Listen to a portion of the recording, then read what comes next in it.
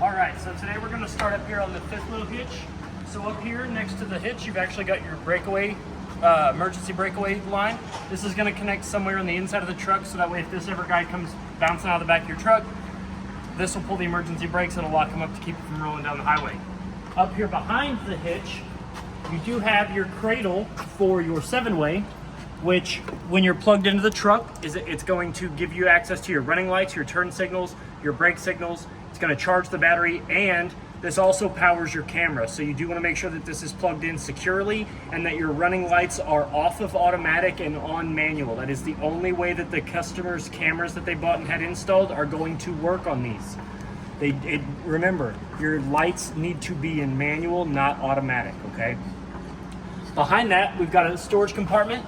But we're gonna go over this light switch real quick. So if I flip this light switch on, that's actually gonna turn on the connection lights and your cap lights for you. So you do have two eyebrow cap lights up here, and you've got your hooking up and disconnecting lights. So a lot of people use this in the nighttime if they're gonna hook up, they turn these on, and then this is directly in the middle of your hitch, so you know where your hitch is at, where you need to be when you're hooking up and disconnecting, okay? So behind the compartment door, that is going to be unlocked with your 391 key on your keychain. You do have two sets of these, by the way. It's the only gray key. It's the only gray key on your keychain. You can open this compartment up, and it does open and stay open by sticking this little door latch into the holder, and you can keep your compartment door up. So you do have front storage compartment. This is also where your 12-volt Marine RV battery is hooked up at, underneath this box here. It does have a vent that runs up through this tube, so you don't have to worry about venting your battery. And in here is where we store the manual crank handle for the slide in and outs. And your it's a 3/4 inch socket on the end of that bad boy. All of your water station stuff is behind here, so if you're ever having any issues with your water station or your water pump or anything like that, it is behind this metal compartment here. But just be warned that this is not a storage compartment, so you cannot store things in this, okay? There's also a manual way to crank your jacks. Yes. At the top of your front feet jacks up here, you can pull this stopper out and you can stick a manual crank handle down in there, and you can rotate those manually if you need to get them up and down. Go ahead and drop this door back down.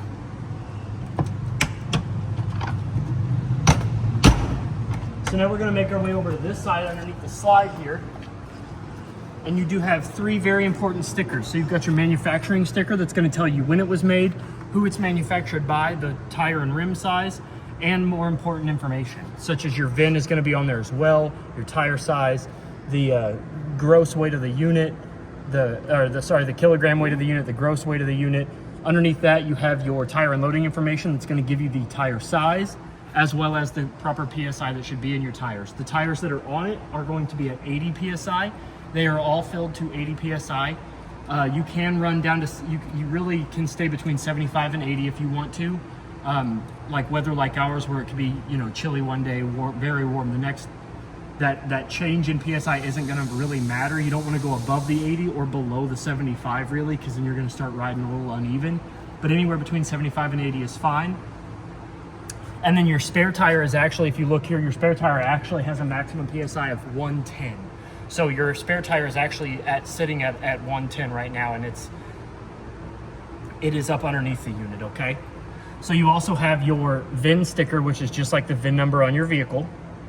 And then this is that's also a very important sticker. So if we open up this compartment here, behind all of that, you've got your outside control panels is what I like to call them, because then not only do they have some of your sewer valves, so this is your front black tank. So your unit actually has two restrooms, one in the very rear of the unit and one up here in the front, okay? So this is only gonna drain the black tank on the front bathroom. That's the toilet. That's where all the stuff goes from your front toilet, okay?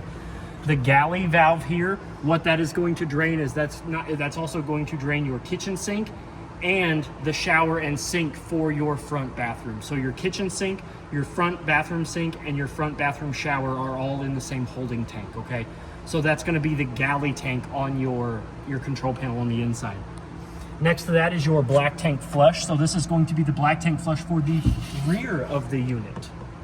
So this black tank flush here, you're gonna open this up. That you're gonna hook a hose and regulator up to that, and I always recommend a regulator anytime you hook a hose up to your unit. because the regulators will keep the water pressure between 40 and 50 psi, and anything higher than that, and you do run the risk of the water lines becoming disconnected and separating and causing a big wet mess on the inside of your unit, okay? So we'll go ahead and close that back up. You do have a light switch to turn on a light in and out of here, so if you're coming out here in the dark, you don't have to worry about not being able to see. Down below that is your outside sprayer. So your outside sprayer will connect to this hose here with this brass end. You're gonna push in on this ring. You're gonna fit the male end in there. You're gonna hear it lock and click. You're gonna give it a gentle tug just to make sure it's locked in securely. And then you have hot on the left and cold on the right. So your water pump does need to be on, or you need to be connected to city water in order for this to pressurize once you turn these knobs on, okay? To detach your hose, you're just gonna push on that ring backwards. That's gonna eject the hose and you're gonna be able to unplug it. Now the reason why it's not a permanent fixture is because there's also a outside sprayer port on the door side that has no temperature controls. So that's just your outside sprayer. This is your outside shower, okay? So beside that, you have your cable TV outlet. So if the Parker campground that you're staying at is providing you with television services, you can hook up to this top one here to get cable throughout the whole unit. You can hook up to this, the second one down for satellite in the front of the unit. You can hook up to this one for satellite in the rear of the unit, and then you've also got satellite in the living room of the unit, okay? So your front one is gonna be your front bedroom, the rear is going to be the rear bedroom, and the middle is going to be your living room, okay? Down below that is your 3 water valves. So based on that diagram there, those 5 diagrams, the valves need to be put in those orientations in order for you to use those. The bottom left one is your tank fill. That's how you're gonna fill your fresh tank. You're gonna hook to this white port here with that same hose and regulator that you used for your black tank flush. You're gonna hook to this one and you're gonna make sure the valves are in this orientation here in order to fill your fresh tank. That's going to be read off of the fresh tank in your control panel on the inside. If you're gonna use city water, you're gonna connect to this one here and you're gonna connect to the same port and you're gonna make sure that the valves are in this orientation. That's gonna allow you to not have to use your fresh tank or use the water or to turn your water pump on. The top one up here is your dry camping. That is going to be how your water pump is going to siphon from the fresh tank. So you wanna make sure that your white, green, and blue valves are in these orientations in order for dry camping. Over here, you've got your winterize and siphon. So this is gonna be how you winterize your unit. You're gonna leave the hose connected to that and you're gonna make sure the valves are in this orientation. And then your siphon is to sanitize the tank via the pump. So if you ever need to siphon out your fresh tank, you can put them in this orientation and it'll do that as well. The last one over here, this is for your front black tank flush. So if you want to flush out your front black tank, to flush out all of your black tanks, you're going to make sure that the valves are open and that the black tanks are empty, and then the water goes from either your front one or your back one to a little aerator that spins at the bottom of those black tanks, and it helps clean off all the gunk on the sides and the bottom. If there is no power necessary, it is all ran on the water pressure coming out of the aerator, so you don't have to have your water pump on and you do not have to be connected to city water to do that. It all comes from that black tank flush, okay? You do have your outside sprayer hose down here. Underneath that, if you do want to run your cables up through without having to open this, say you want to leave this closed at night, you can actually pull this plug out of here and you can run your hoses and cables up through that, and this is also a good drain spot too. So if you do have a buildup of water in here, you can pull this and the water will drain out of that, okay? Mr. Kell here with the train. So behind that, we've got our pass-through compartment on the off-door side. So if you open it up, you can see that the bigger door on the opposite side, on the door side of the unit, opens up to this storage compartment as well. Over here, you have your solar control panel, which is going to tell you 3 very important pieces of information, and I'm just going to cycle through those. Those are going to be what the converter is putting out, what is going back into the battery from the solar panels on the ceiling, and the temperature of the solar panels on the ceiling, okay? The next one below that is a motion detection light. It has 3 modes. It has always off in the middle, always on at the top, and motion detection at the bottom. So you can actually turn that switch all the way to the bottom and you can close that, and after about a minute that goes off, and then when you open that up, it picks up the difference in light and it'll turn that light on for you. The last and most important thing I think underneath that is your auto leveling control panel. So you actually have a set of instructions that are on the drop down portion of your storage compartment. Those are going to be, if you follow those instructions, that's how you're going to be able to auto level your unit, okay? So we're going to start by, there's a power switch there, you're going to turn that on. And as you can see, I've already leveled it, testing the auto level system, so your unit is currently level and it will read that for you. And it'll also read what the converter is putting out on that panel as well. And you can navigate using these controls here in order to hook up and raise and lower your unit to your truck or to make it level, okay? Go ahead and turn that panel off. The back side of your water heater, if you ever need to get to it, is behind this panel here, in case you ever do need to get to that. Go ahead and close this up. Your unit is equipped with a Furion InstaHeat water heater, so if we open up this panel here, we open up get the door to open up and we can remove it. The only thing keeping the door on is two little tabs here and here. So the three most important things about this is the power switch. So right now it is in the on position, so that way I can show you what the panel looks like illuminated on the inside. If you're going to be using this thing every weekend, it's actually okay to leave this in the on position and just use the panel on the inside. But if you're going to be storing this thing for a couple weeks, a few weeks in between trips, you do want to come out here and make sure that that is in the off position, okay? O for off, I for ignition. It's the easiest way to remember that.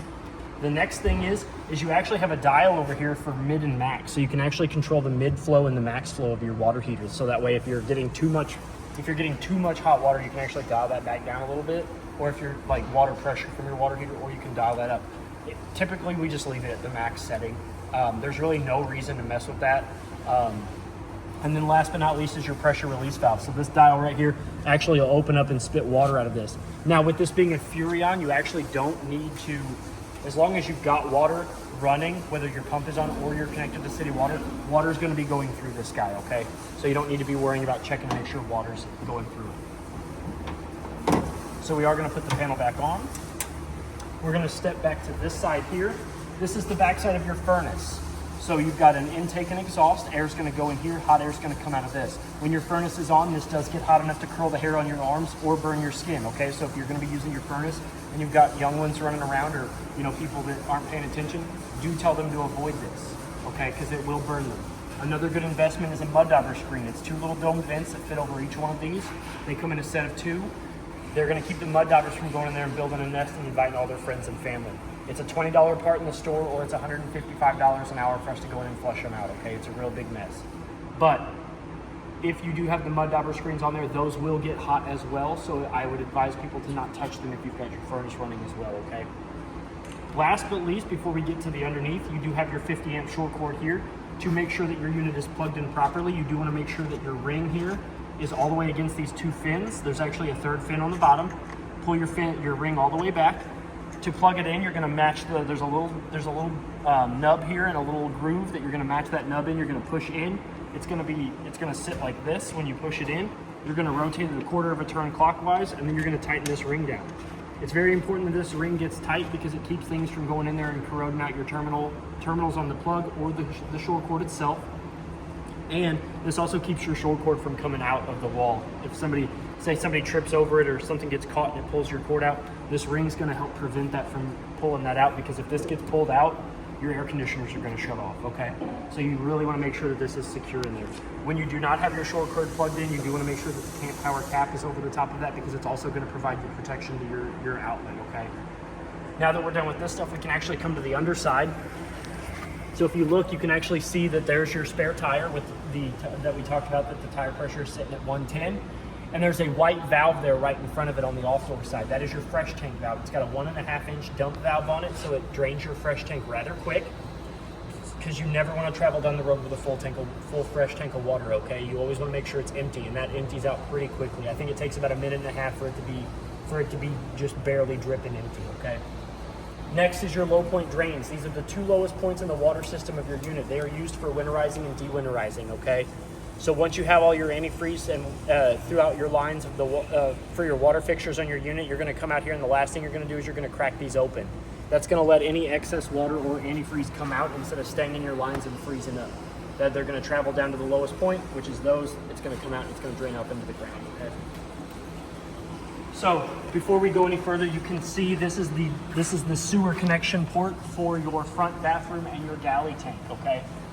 And your washer and dryer. So your washer and dryer does not have a holding tank. So if you're going to use your washer and dryer that you're going to put in this thing, or if you're going to at all, because it does have hookups in the bathroom or the master bedroom, if you decide to do that, just remember that there is not a holding tank for that. So as soon as your washing machine goes to drain out, it's going to immediately come out of this line here. So you do need to make sure that your galley tank valve is open, or else it's going to build up and it's going to feed back all the way up into your washing machine. But that there is for your front bathroom, your kitchen sink, and your washer and dryer. Okay. So we can come back here. You also have your 2 tires on this side that the lugs have been torqued to 100 foot-pounds as per the side of the sticker. And the PSI has been checked and they're sitting about 80 PSI, okay? So we can come back here. So not only do you have your secondary auto leveling jack foot there, this is for the rear, you also have a cap here. So if I get down here and I unscrew this, you look in there and you will see a black 2 and a gray tank drain valve.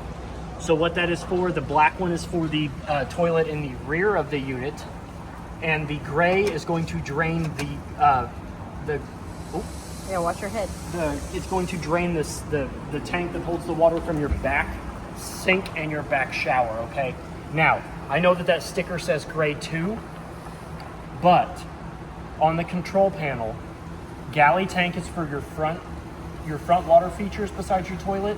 Gray 1 on the control panel is for the tanks that are the holding tanks on the rear, which is for your rear shower only. Black 2 is actually for your sink and your toilet. They put the sink and the toilet on the same valve, so that way you have double the amount of water to toilet paper that you have going into your black tank. The more water you have in your black tank too from your sink is going to help break down that toilet paper and stuff that's in your black tank. So it's more water to toilet paper ratio, okay, or to body waste. Double the water to body waste ratio, okay? So if you're ever wondering why, you've only used the sink in the rear bathroom but your black tank's full, it's because the sink and your toilet in the back are on the same holding tank. So if we come here to the back, you do have a lighted license plate bracket here. It's going to come on whenever your running lights are on. If we look up there, the customer did purchase a camera that I did install up there. And like I said, that is ran off of the 7-way, which your lights have to be in manual mode for them to work, okay? Next to that is your Lippert on-the-go ladder receiver. That is for a collapsible ladder that allows you to get roof access. It's a ladder that collapses to about this high, and you can stick it in your outside storage, your inside storage, wherever you want to put it. But it holds up to 500 pounds and it gives you roof access. The roof is the life expectancy of your unit. You do want to get up there and make sure that your roof is sealed about every 90 days. You don't have to reseal it every 90 days. You do just need to make sure that it is properly sealed and there's no cuts, tears, air bubbles, holes, rips, anything like that in the roof. You want to do that about every 3 months. The longer and the better care you take of your roof, the longer and better care your camper will last you, okay? Now, you also have an entry door to the rear bathroom, which will get you into the back side of the unit. So if we open this door up here, you'll see that you do have a stair that can lower down. When you're lowering these stairs down, you do want to make sure that the rear bathroom door is all the way open, or else these 2 catches here will do damage to your doors, okay? So we're going to lower these down. And when we look in here, you're going to make sure that these rear entry steps the black plate is flush with the silver threshold. If for whatever reason it's not, you do need to come down here to the bottom of your stairs, and there are 2 silver tabs. And these instructions are also going to go for the main entry door as well.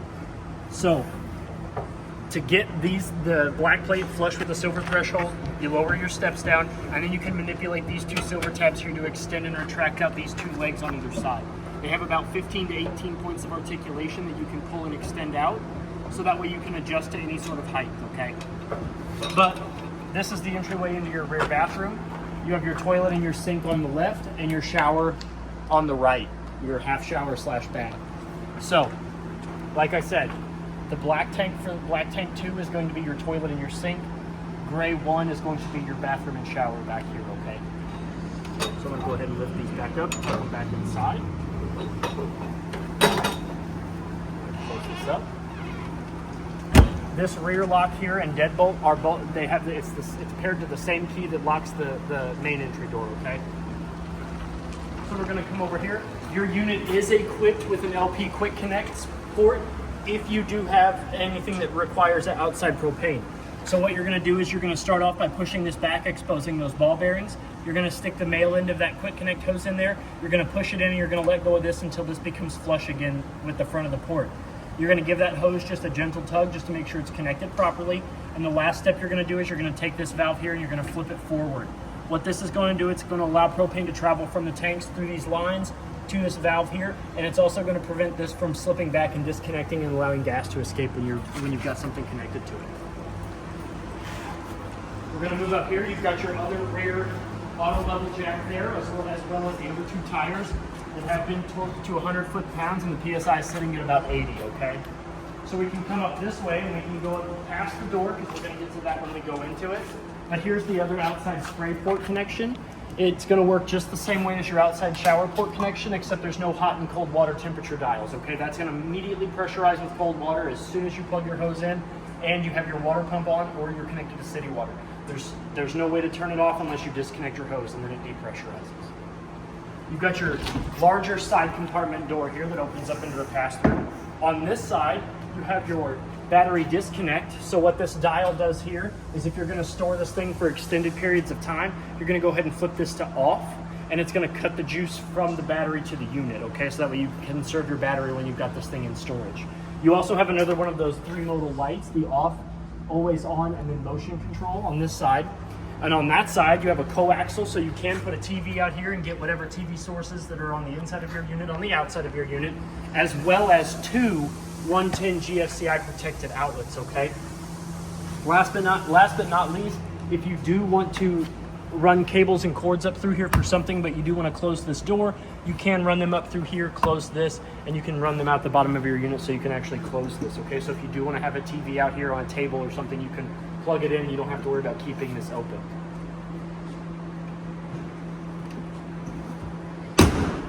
In this compartment here, these are your 2 30-pound propane cylinders, which are full other than what I used to test the unit, which was to run the hot water heater, the stove in the oven, and the furnace, okay?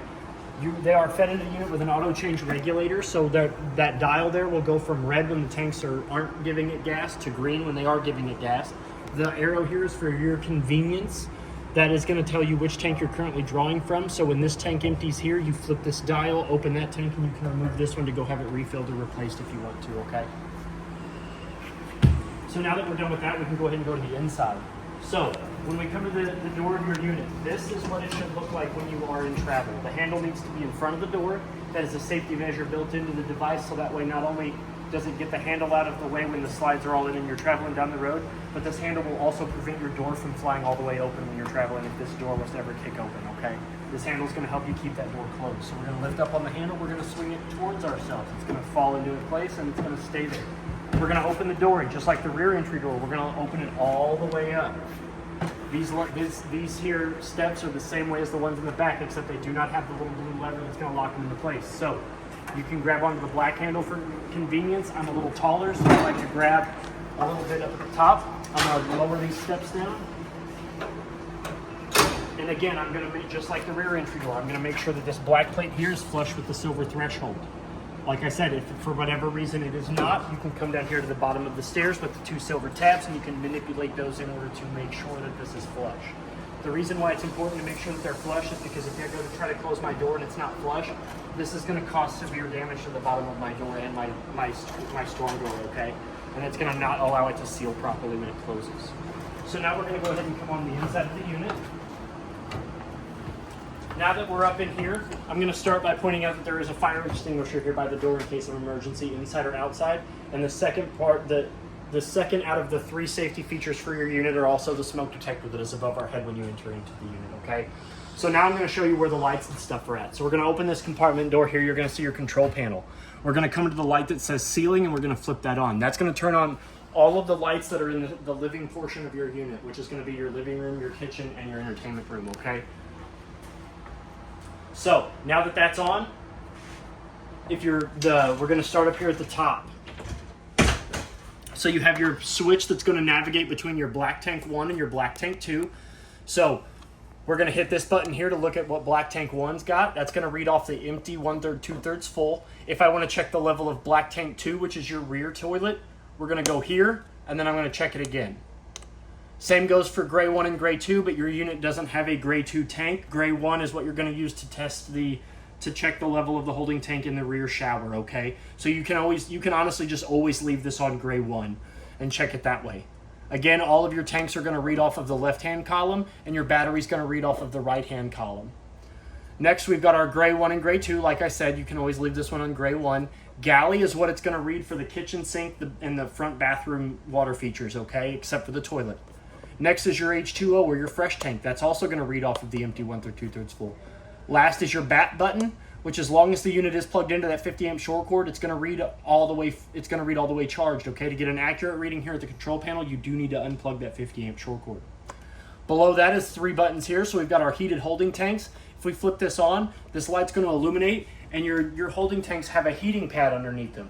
What that heating pad does is it only allows those holding tanks to not get below freezing. That is not an alternative to your water heater. Okay. It's just going to allow your holding tanks to not get below 32 degrees. Next is your water pump.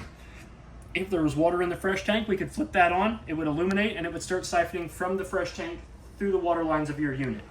Next is your hall light button. If we flip this on, there is a light in the ceiling in the hallway that's going to turn on and off with the switch of that button.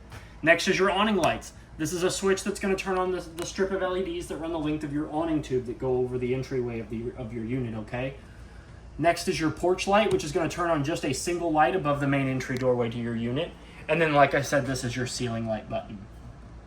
So you do have 2 awnings. You have one over the slide, and then you have one over the main entryway.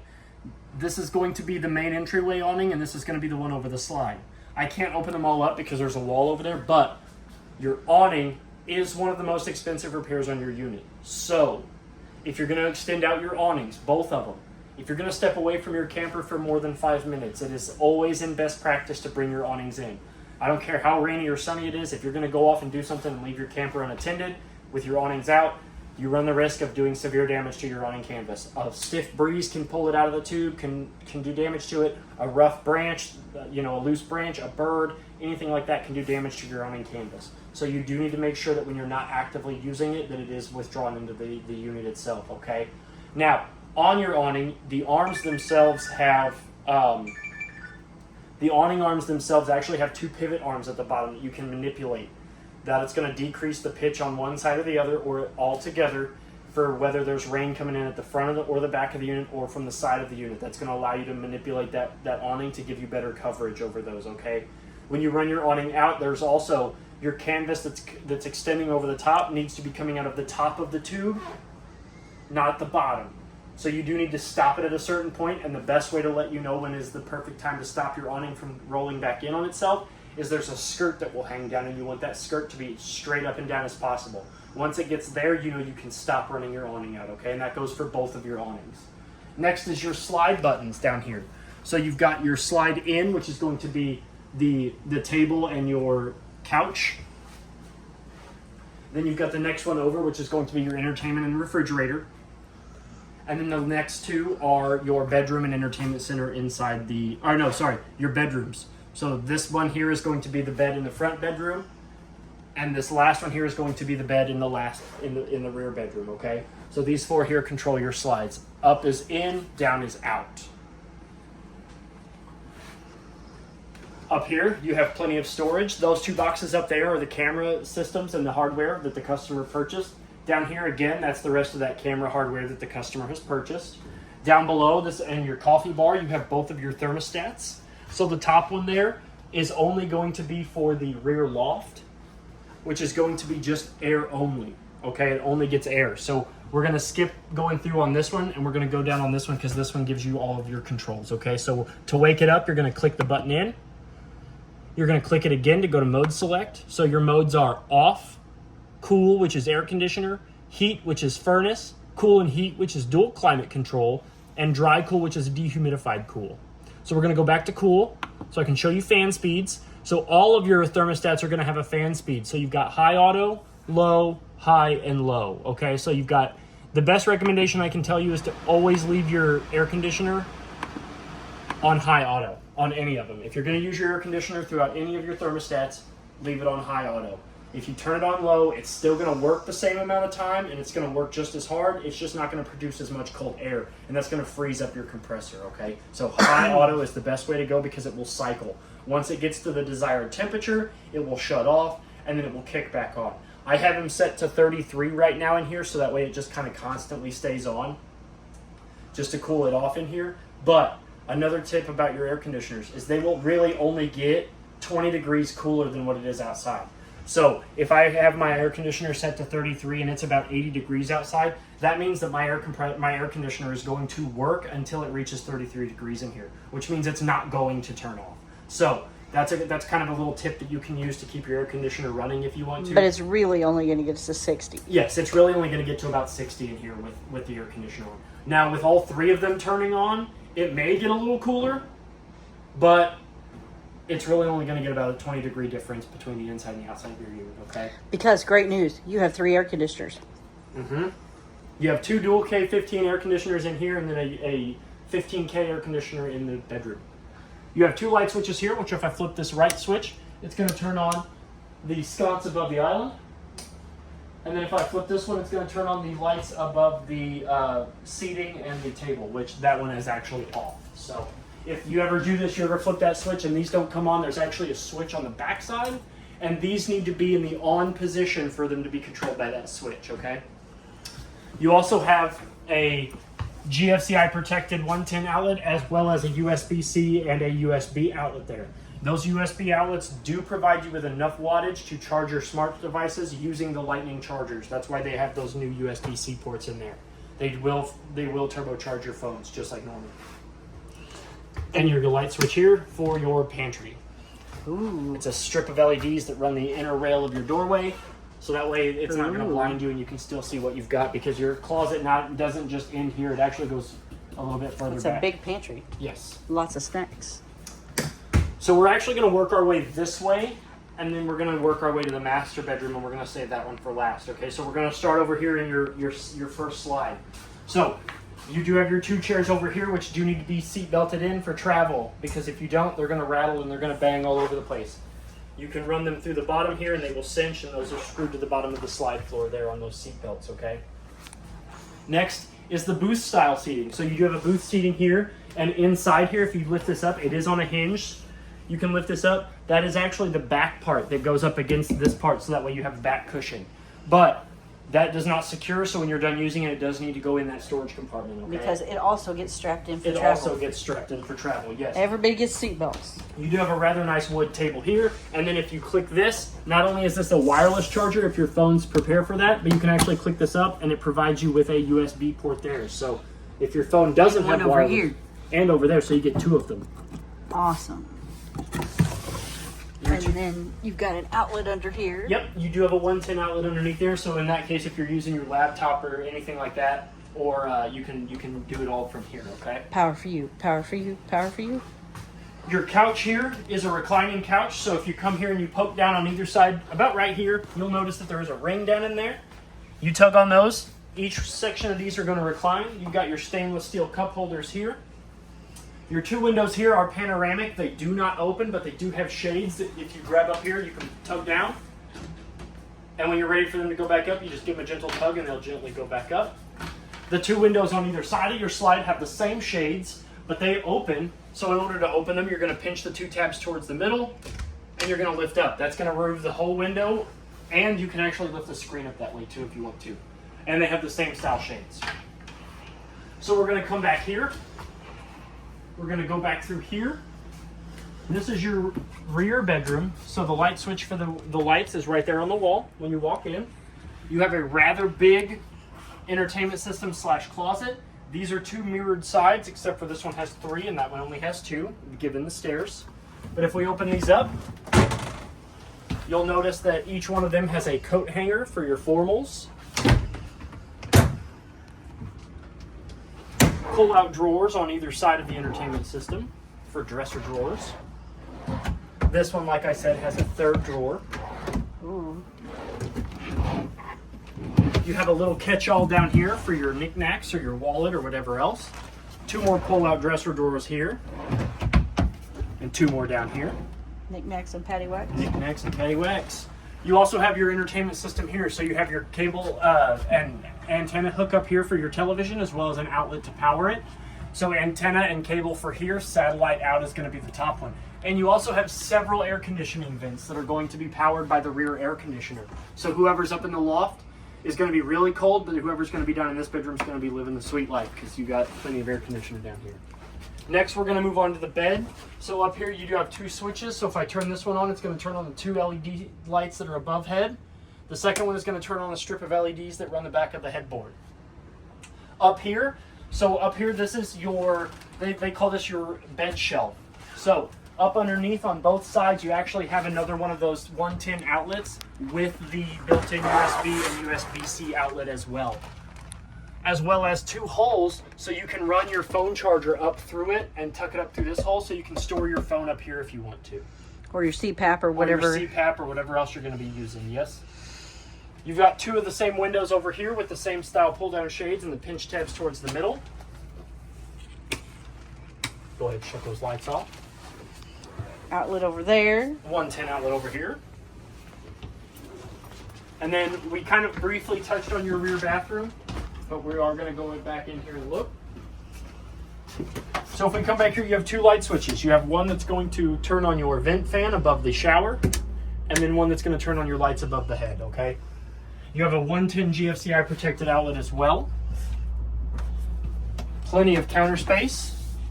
Plenty of under cabinet storage. Plenty of medicine cabinet storage. Coat hanger, another 110 outlet on this side, as well as a furnace vent up here, or no, sorry, air conditioner vent. I don't know why they made it black, because usually black vents are your furnace vents. You've got a Dometic 2-valve toilet, so if we open it up, we put our foot halfway down, it's going to start filling the bowl. If we floor it, all that's going to go to the black tank where it belongs, okay? And again, this and this are both connected to your black tank 2. Your bath and shower combo are your gray tank 1, and on that, you do have a hot and cold control down there on the dial, as well as you can take a bath, so when you turn that water on, it's going to immediately come out of the bath faucet. To go from bath to shower, you do need to have the water running, and you need to pull that tab up there on the faucet. That'll allow it to go from the shower. You do have a button up there on the shower head too, so if you do want to, you're going to get out and somebody else is going to go in, you can click that, the water flow will turn off, you can get out, the other person can get in, and then you can turn the shower back on. And you have a stopper. A stopper as well, yep. In case you want to take a bath. And then you also have that out there in the back corner, that is your vent. So if I turn this switch on, that's going to turn that vent on so it sucks all the steam out of the bathroom for you. Outstanding. And like I said, this is your back entry door as well as your back entry steps, okay? All right. All right, squeeze out of here.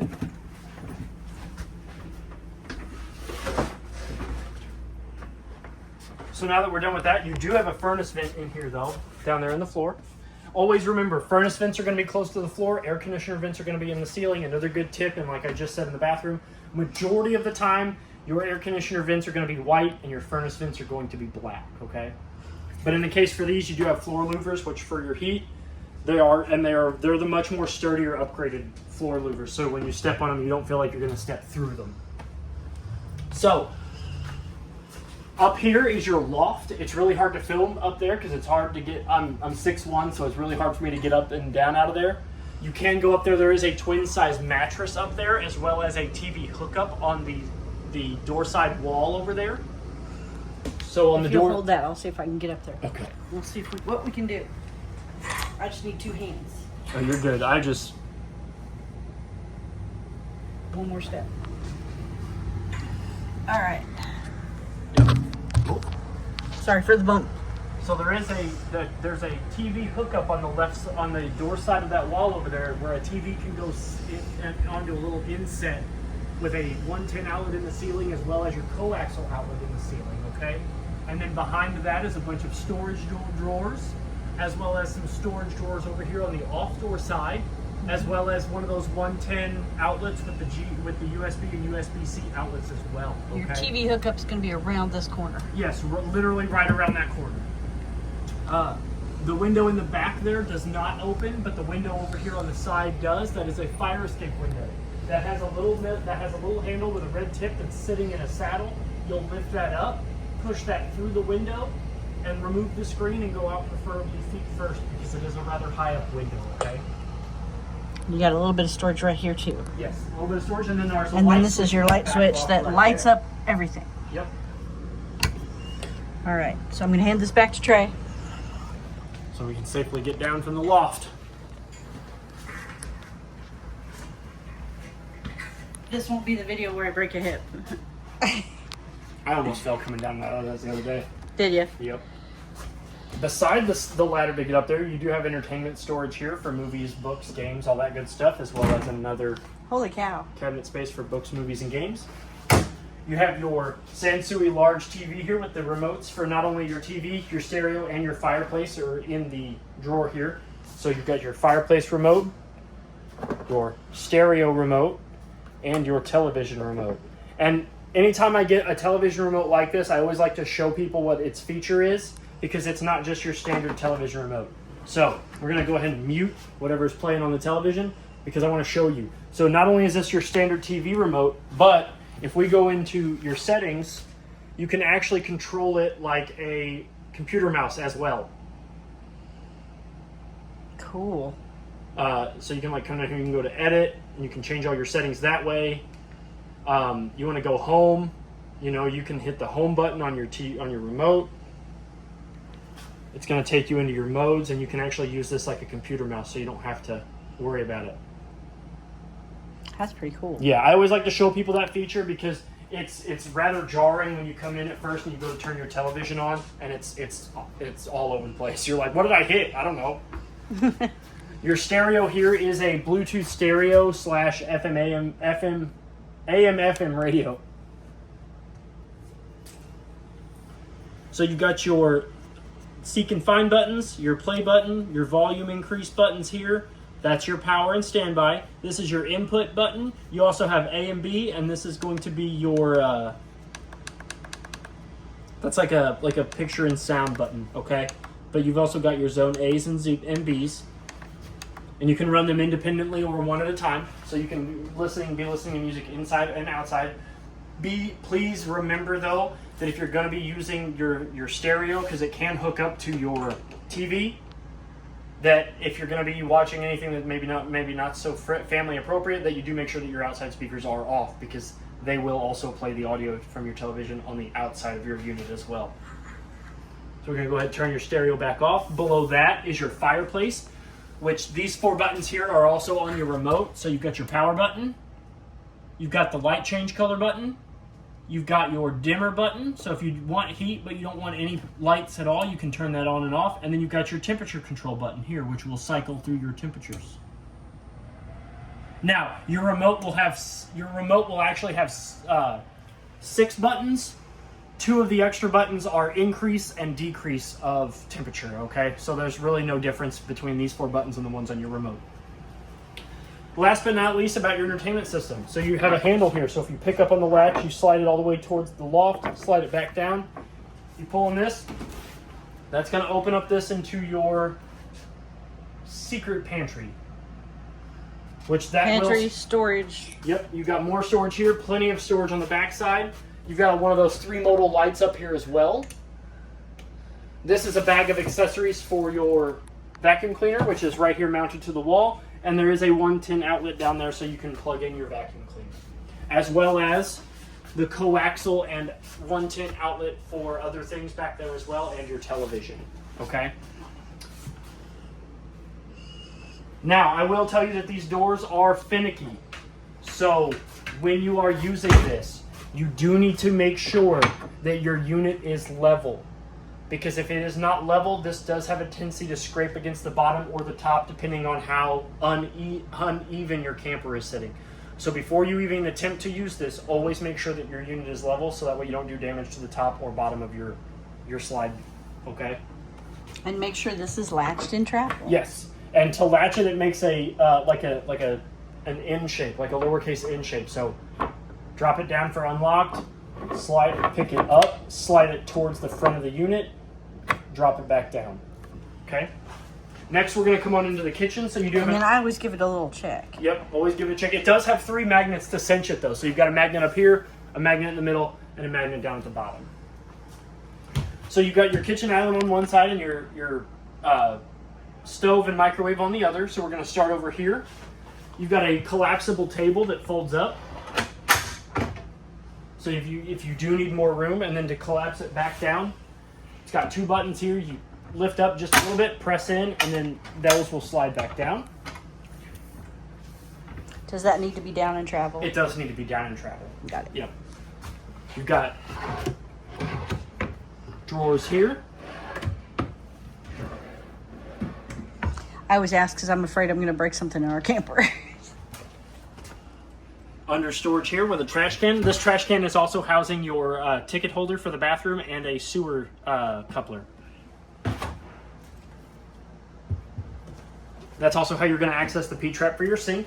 So your sink has your standard stopper, just like the one at home. It is grippy on the bottom, so if you do want to store stuff in here, you don't have to worry about it scuffing up your sink because this is grippy.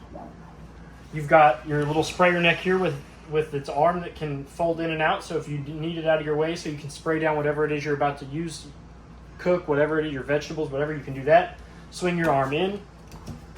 This button here allows it to go from faucet to sprayer when there's water coming through it, just like the shower in the back. And then you've got a labeled knob here, so hot towards you, cold all the way to the wall. To draw water, you pull outward. Over here, cabinet storage next to the microwave, cabinet storage above microwave. And I always tell people, when you are cramming stuff up in here, please be wary that is the power cord for your microwave. So if you're going to store stuff in here, just be careful, as well as over here, because the 110 outlet for your microwave is right there. So if you're going to be storing stuff up in there, just make sure that it's not like ripping and tearing on that power cord, okay? You've got your Furion glass top microwave, which is rather big, so I always like to show those off. It is big. And this also functions as your fan and light for your stovetop. So your 2 center buttons here are your stove light and your stove fan, which has high, low, and then off again, okay? Down on either side of your stove, you do have GFCI protected 110 outlets, as well as 3 drawers going down either side of your stove and oven. They both open up. They're both mirrored cabinets, or drawers.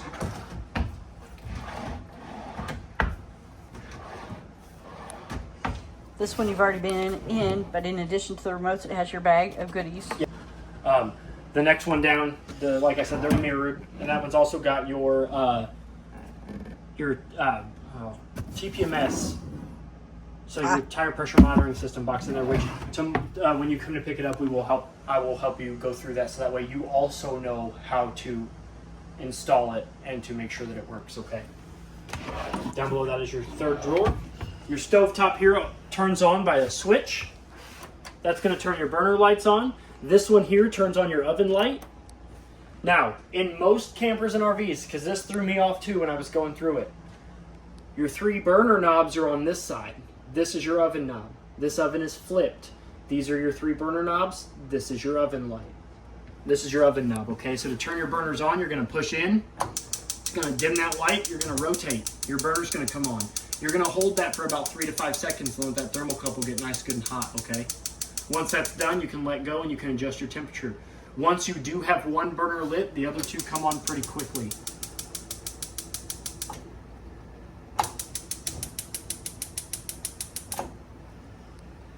To turn them off, you just rotate the knobs back to off. To turn your oven on, we start by turning the burner knobs on and the light on. Second, you want to lower the door. You always want to have an open oven door when you go to light your oven. We're going to push in the oven knob to the little flame icon. You're going to hear that click. That's your striker. Your pilot light's going to come on. Can't see it, so. I can see the reflection of it on the bottom of the oven. Okay, your pilot light is on. So you're going to hold that for about 10 to 15 seconds. Let it get nice, good, and hot. Once it's nice, good, and hot, we're going to let go, and we're going to rotate the knob to a temperature. That's going to turn on the runner ring, okay? Once it cycles, that will dim down, but you can turn your oven off by rotating it back. Now, I always recommend if you're done using your oven, let it sit open for a little bit to vent out that extra heat and those extra fumes, okay? Underneath that, you also have your secret broiler storage. It's not an actual broiler, it's just broiler storage, okay? Next, your Everchill refrigerator. So, Right now it's travel locked, and I wanted to do this so I could show you what the lock looked like. This is how you should lock your fridge up for travel, okay? So to unlock it, you're going to come down here, you're going to undo the buckle. You're going to flip it over the top of the screw, toss that down, and then you're going to untighten this. You're going to loosen it up. Untighten. I kind of like the untighten. Untighten. Loosen. You're going to loosen this bolt up. And it's long. It's our new word of the day, untighten. Yeah. It's long-winded too. So it's got a lot of threads on it. So you're going to store that somewhere. Your controls, you can actually just open these doors up. Rather large fridge. It is a 12 volt, and you can know that by if you come in here. You can see right there it says rated voltage DC 12V. This sticker right here is very important in case any of your refrigerator has a problem, okay? You're going to call in and they're going to say, okay, what kind of voltage is your fridge? Is it a 110 or is it a 12 volt? And you tell them it's a 12 volt and they're going to ask you for more details off that sticker. So it's very important that that sticker stays in your refrigerator. Your controls for your refrigerator are here on the door. As you can see, it is locked right now. So to unlock it, you're going to touch the mode and lock button for 3 seconds. That's going to unlock it. Now we can hit the mode button again, and we can cycle through the modes. Smart, holiday, quick cooling, super freeze, back to smart. I always like smart, and then you can adjust the temperature by hitting the temperature up and down, and then you can actually control your room temperature by hitting the room buttons. We're going to set that to 34, and we want our freezer at 1. So our temperature in our refrigerator will go to 34, and our freezer will go to 1. Then you can also change it to the off position if you don't want it to drain your battery while you've got this thing off. So I'm going to go ahead and I'm going to relock that before we get up to the front bathroom and the master bedroom. I'm going to screw this bolt back in. There's a little tiny hole in there. Little tiny copper hole, so you can't really miss it. Like once you look in between those doors, you'll see it.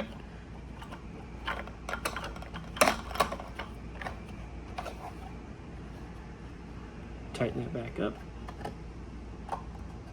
And then you're going to take the straps, tuck it in behind the handle, lock it back into place. And now your fridge is ready for travel. Turn those lights back on. We already went over the pantry and the coffee bar, so we're going to come up the stairs now. We're going to talk about the fuse panel and breaker box up here. So if I open this up, you do have an auto detect breaker box. So what that is all of your breakers are lined here, and the most important one that you're going to deal with is your GFCI one right there. This is top 15 guy, okay? The one with the little reset button on it. So if any of your GFCI protected outlets get water in them, that's going to trip. That's going to go into bypass. It's going to go halfway in between on and off. You're going to want to flip it all the way off first before you flip it all the way on. You never want to just go from bypass to back on. You always want to go off and then back on, okay? It helps reset everything. Next up is the switch that's going to turn your ceiling fan on. It is an omnidirectional ceiling fan. There is a button up there, a little switch that you can flip from basically sucking heat up to pushing cold down, okay? Next is your hall light, which is going to be your step lights. We already have the hall light on, but this is like your feet hall light. Kind of a night light kind of deal. And then the most important thing over here is your Furrion water heater control panel. So to turn it on, you're going to come over here, you're going to press on and off. You can tell that it's on at the panel because the Furrion is lit up. When the switch is off on the outside panel, that will be off as well. So we're going to hit on and off. It's going to wake it up. This one goes to a max of 124 degrees and a low of 56. So we can see that it's got power. We can see that it's in Fahrenheit. We can actually change that to Celsius if we want by hitting this button here. And we can control the temperature. We can increase it with the up button and decrease it with the down button. Now, when any of your water fixtures are calling for hot water, which means that they are actively trying to get hot water from your water heater, this light here, the same little square light, is going to come up over the flame icon, or the flame label right there. You need to have that light on above flame in order to get hot water. You're going to watch this number climb from the standard set temperature, which is going to be like, right now, I think it's going to be at like 76. It'll climb from 76 all the way up to 124, okay? And then once you turn your hot water off, this will remain on for a little bit, and then you can just turn that back off.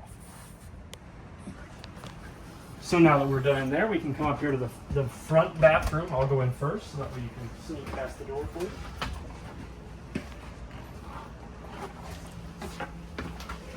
We've got 2 light switches here. We've got one that's going to turn on the accent lights around the mirror, and 2 that's going to turn on the ceiling lights above my head. The next set of buttons above the light switches are your fan on and your fan off, which are going to turn on the vent fan, which also has a slider here for more open vent and more closed vent. Okay? Turn it back off. You have a 110 GFCI protected outlet as well there. A sink stopper. Hot on the left and cold on the right. Storage racks here besides the shower. Under sink storage, and then get access to the P-trap underneath the sink. Storage above head the toilet, as well as a towel rack below that. Your toilet in here is the same as the one in the rear bathroom. It's a 2-valve Dometic, so you put your foot barely on it, fills the bowl, you floor it, and it goes to the black tank where it belongs. You've got a furnace louver down here in the floor, as well as an air conditioning vent up here in the ceiling. Your shower is a 3-door shower, so it is travel locked, which means it does need to be locked again for when you're ready to go, but you're going to lift up, spin this out of the way, and then to close it, you can either grab a hold of one side or the other and slide it close. To open it, you just slide all the way back. And I like these because to travel lock it, you just flip this down and snap it closed. Yep. And another good thing about these that I always like to recommend to people is you can actually get like some little pieces of foam and actually stuff in those tracks too. So in case that kicks itself off, that foam will keep these doors from sliding too. Like a pull noodle or something, you can like cut your little pull noodle and stick it in that track. Inside your shower, you do have multiple caddy spots for your soaps, your feet. I didn't realize that what these were for feet. I thought they were for shampoo. No, they're for feet. I didn't know that until just recently. Soap caddy up here. Your shower caddy, which is maneuverable, so you're going to push in on the button and you can actually spin and turn that on this whole rod. You've got hot on the left and cold on the right, as well as a button up here which will turn your water on and off at the shower head just like the rear bathroom did, okay? And a skylight. And a skylight so you can shower in the beauty of nature. Or if you're tall like me, you don't have to worry about bumping your head or hitting your arms when you're washing your hair. That's so cool. I've never worried about bumping my head. I do it all the time. We're going to turn these lights back off and we're going to make our way into the master bedroom now. I guess unless I walk under a coffee table or something. So now that we're in here in the master bedroom, there is a light switch here underneath the thermostat. This thermostat is identical to the top thermostat in your living room. It's only going to get air conditioning only. There's no furnace attached to it. Over on that side of the wall, you do have a built-in wall storage. So for your knickknacks, your phones, your alarm clocks, your CPAP machines, all that good stuff. With a throw pillows. With a 110 outlet underneath it. Two of this bed and the slide are identical to the one in the rear bedroom. So you have 2 of those push tab center windows. Pull down shades above. Same wooden headboard deal with the 2 holes. One's at the top, one's at the bottom with your USB and 110 outlets there at the bottom. 2 light switches up top that have the same 2 lights that the other ones that the rear bed did.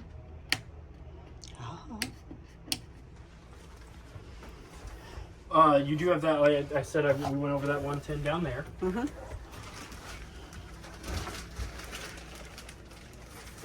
Oh, nope. This one doesn't have the secondary 110. You got this one. Your TV prep here is for your TV mount, so you can put a mount here.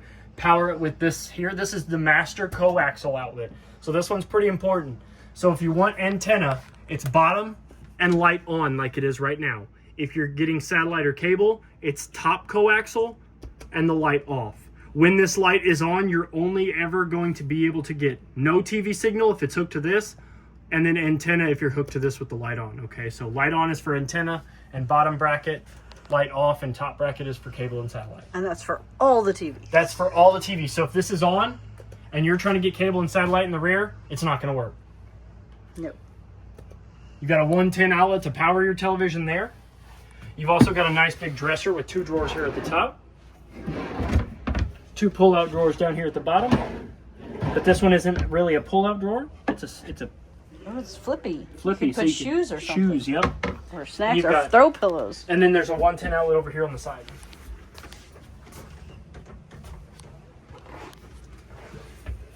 Your fire escape window is here.